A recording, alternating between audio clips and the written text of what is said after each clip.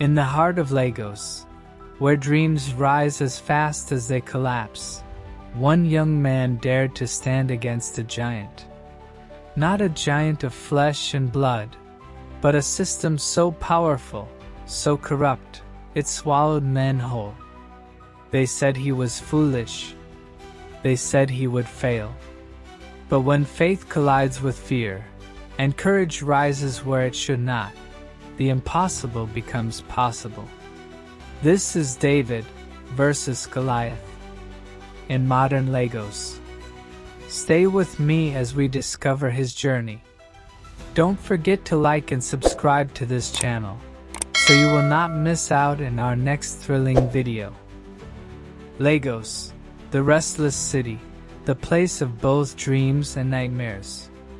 Here, fortunes are made in a day, and lives are destroyed in an instant. The giants of Lagos are not mythical creatures, but institutions of power, corruption, and fear, politicians who eat money like bread, thugs who terrorize streets, corporations that enslave the poor, and crime barons who live like kings. Among the millions struggling to survive was David Adeola, a 22-year-old from Mushin. Slim, unassuming, often overlooked, but with a fire in his eyes that life's hardship could not quench. His father, a retired schoolteacher, had died without pension. His mother sold vegetables by the roadside, her hands calloused, her back bent from years of carrying burdens too heavy for her frame. David grew up with nothing but his faith, his slingshot-like wit, and a refusal to bow to fear. He had one conviction, that God's strength was enough when man's power failed. But in Lagos, faith was not enough to fill your stomach. And soon, David would be called to face a Goliath so terrifying, most men dared not whisper his name. In the sprawling underbelly of Lagos, Chief Goliath Obegbina, known simply as Goliath, ruled. A towering man in both stature and influence, his frame filled a room like a moving wall. At 6 feet 7 inches, with arms thick as iron rods, he was a former boxer turned underworld kingpin. But his true power was not his size, it was his reach. He owned politicians, controlled police checkpoints, and ran the most ruthless extortion ring in Lagos.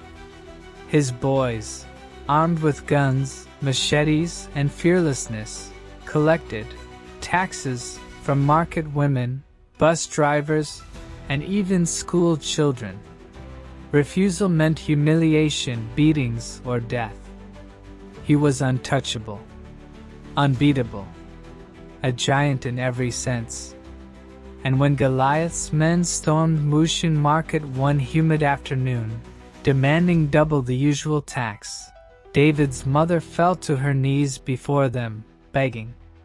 They shoved her to the ground, her basket of tomatoes spilling into the dirt. David's blood boiled. But standing before him was a reality every Lagosian knew. You do not fight Goliath. That night, David sat in the tiny one-room shack he shared with his mother and younger siblings. He could still see her trembling hands, still hear her cracked voice begging for mercy, still smell the blood on the street where another market woman had been struck down. His friends mocked him. David, a beg, no go die for nothing. Goliath no be your mate. Others laughed bitterly. Nah who get power day talk. Forget faith. Lagos no get space for dreamers. But David was restless. His mother's tears haunted him. His Bible lay open on the wooden table, pages worn, words underlined. You come against me with sword, spear, and javelin, but I come against you in the name of the Lord Almighty. David whispered, voice trembling but fierce. I will not bow to this giant. If God is with me, that is enough. The next morning, while the city raged and hustled, David prepared. He had no gun, no gang, no riches. Only courage, prayer, and a makeshift slingshot of his own, his smartphone, a network of young people tired of oppression, and the truth. David began recording, documenting every extortion, every act of brutality, every face of every market woman beaten for refusing to pay. He used his wits to gather evidence, uploading it online under the pseudonym, Son of Jesse. At first, no one noticed. Lagos was too busy. But then the videos went viral. Suddenly, Nigerians across the world were sharing his posts. Hashtags trended. Hashtag stand against Goliath, hashtag Mushin cry, hashtag justice for the poor. Journalists began circling. Politicians squirmed. And Goliath noticed. One evening, as the sun dipped behind the skyline, David stood in Mushin Market, live streaming as Goliath's boys harassed traders. His voice shook, but his words were clear. This must stop. Lagos belongs to the people, not to fear. We will not pay again. The phone trembled in his hands as Goliath himself appeared. The crowd fell silent. The giant's shadow stretched across David's frame, his booming voice mocking. So you are the rat making noise online? You think hashtag go save you? Gasps erupted. Traders scattered. Goliath stepped closer, his fists like hammers. Choose life, boy. Kneel now, or die here. David's heart raced. Sweat trickled down his brow. His body screamed to flee. But his spirit whispered, stand. He raised his phone higher. His trembling voice echoed through the live stream. You come against me with violence and power, but I stand in the name of the Lord. The crowd gasped again.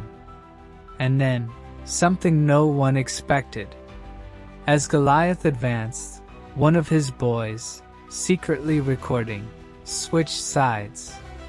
He uploaded the live stream from another angle, revealing Goliath's face in brutal clarity, the beatings, the weapons, the extortion.